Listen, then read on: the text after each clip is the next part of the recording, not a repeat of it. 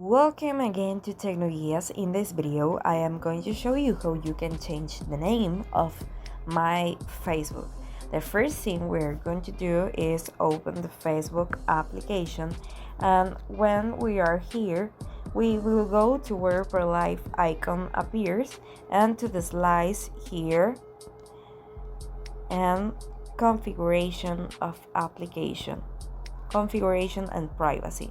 Press the first option, configuration, press below the account center for ProLife, and we can see the first option. The first option is Facebook, and we can see the name.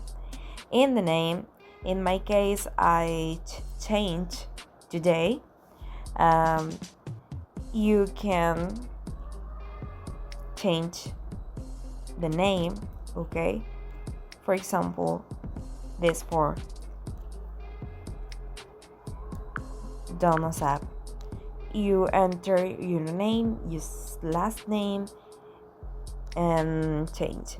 It's very quick and simple. Thanks for watching this video, and don't forget to subscribe our channel for more content with us.